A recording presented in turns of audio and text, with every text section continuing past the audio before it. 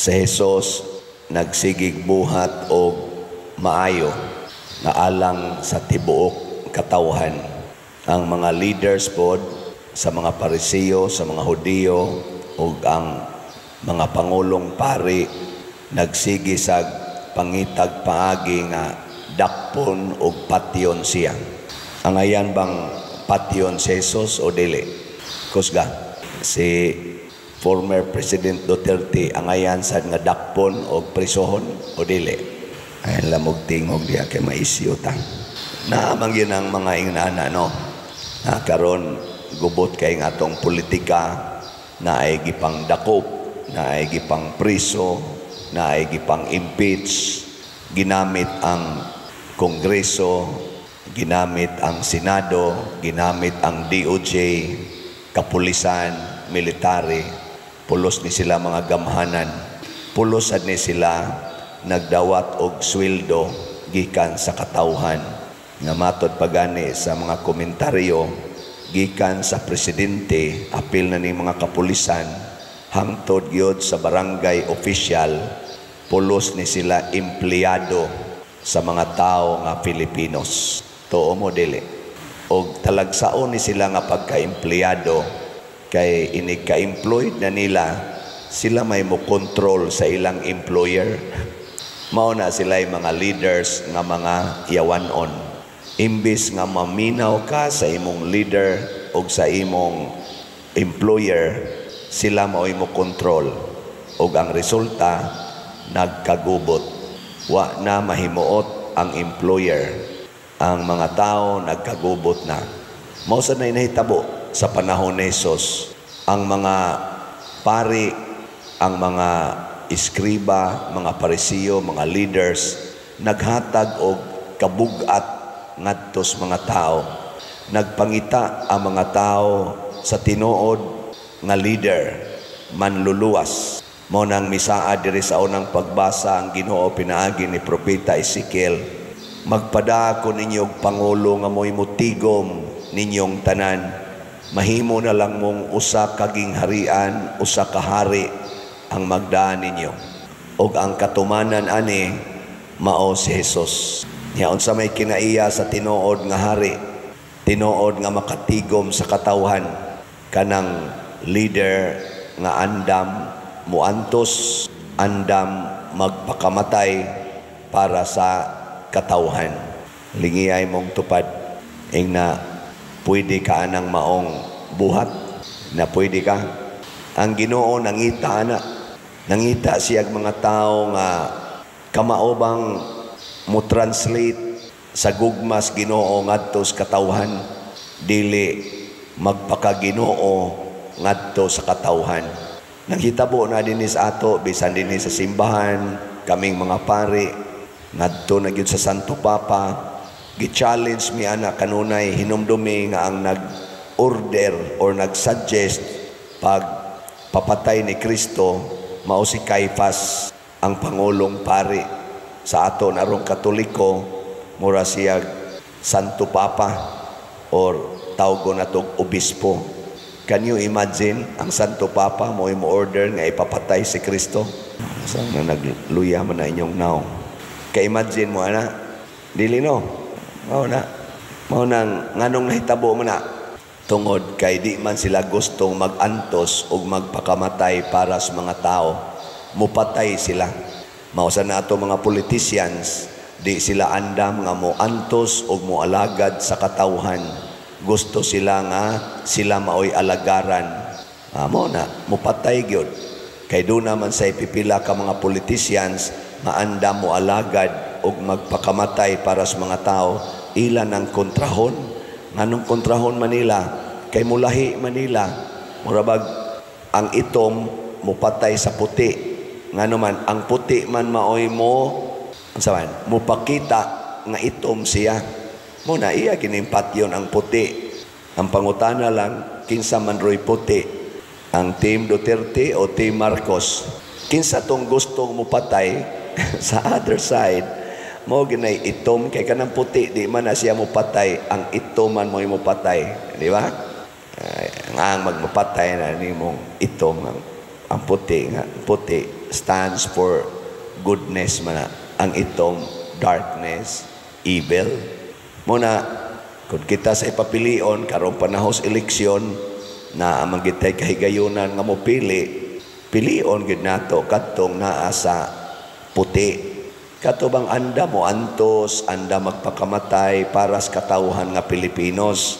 Dili itong magsigilag pahimos, unya tuyok-tuyokon ang balaod, aron lang gyud makalusot ang ilang mga dili kayo maayo nga mga binuhatan, aron pagtabon silang binuhatan. Maminaw ta sa social media, gubot kay sila paminawon. They talk the same law. Nag-quote sila the same law, lain-lain sila interpretasyon.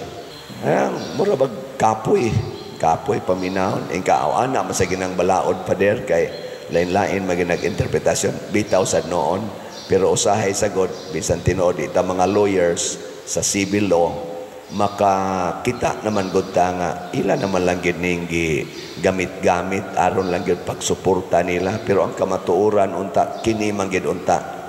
Ang kamatuoran ba mao gid na niya ilipat-lipat pareha nang naaroy na contempt sa Senate hearing nila ni Senador Amy, Senador Bato, Cayetano. Nya na sila gi-contempt kay ila laging nakita nga mamakak yun, pag abot ito sa Senate President, gibuhian. Ora ginana ba? Karon mura na sila, mura maniglain ani, mura magwa may magkasinabot dire. Nga ang Senate President nga wa mo tambong sa hearing ani abot og mga 5 hours, gibuhian niya ang kadtong gi-contempt, wa gani mananghid sa committee nga nag-contempt. Makaingon tang arang-arang pa sa dinoong kongreso kay nag-contempt sa committee, sa Quadcom, sa Tricom, diretso man dayong implement. Pero dito sa Senate lahisad, buhian usa. Mga pero istorya sila the same nga balaod, the same ang ilang gibasihan. Nay mo ingon, di mi mo cooperate sa ICC pero mo cooperate mis Interpol. Kunya ang ICC adto di ay mo hangyo sa Interpol indirectly maora gyapon cooperate. Why kuan murabag kita nga mga dias ubos limot-limoton lang mao ni ang paagis pagpatay sa kamatuoran. Kanang ato mga expert sa balaod nga nasudlan na og mga yawanong tumong ang ilan ng kaugalingon, ang ilang gialagaran, dili na ang nasod, dili na ang katawhan, kusog kay na sila mo twist sa mga meaning sa balaod to conform to their evil doings. Muna kita sa taong mga diya sa katawhan, kita'y gaswildo nila, sige tagpabayro na ng buhis para makaswildo nila, ato sa tingaling tagaan o higayon ang atong nasod nga makaginhawa. Mupili na tanian ng mga taong tinuod nga nagpakita og Diyos nung pag-alagad. Anda mo antos, anda magpakamatay para sa atong nasod. Muna tanaw-tanaw na to, kaysa ako nang gikaingon, karong umaabot midterm election, Team Marcos o Team Duterte raman giro ang ni-stand out nga murag ligon. Kanang tanan nga nangasakop diha, puparihan na sila mga prinsipyo. So kung kinsay ato dinhing natanaw nga murag makatabang sa tong nasod nga andam o alagad, kanay ato silang butaran. Dinhisad sa atong kinabuhi nga Kristohanon, sama sa atong gisulti diri sa titubag nato sa Salmo, magbalantay kanako ang Ginoo, magbantay kanato, maingon sa usa ka magbalantay nga nagbantay sa iyang panon. Kung sundo na nato ang gustos Ginoo, iyatang bantayan. Kinsa man ang atong kaaway, ang yawa. Ang yawa, way giila. Nya once musod na ng yawa sa atong kinabuhi, kay dili mabantayan sa Ginoo, kay nipalayo na tas Ginoo, mao nang magkagubot dayon ang atong katilingban. Kay mao ra ginay bisyos yawa, gubuton ta. Ginamit ang atong mga intellectual capacity, unya ginamit ang mga gahom, ginamit ang kwarta. Mao na dinhi sa atong parokya, sige ko ninyo og imbitar aning pamalit aning slots. Nga naman, aron bitaw mo naog ang atong panghuna-huna, mutanaw na ta dili sa tong kaugalingon kundi sa parokya. Lingiyay mong tupad. Ingnaon sa maroy imong buhatos imong kwarta, tigom o palit og slot. Ingna kano.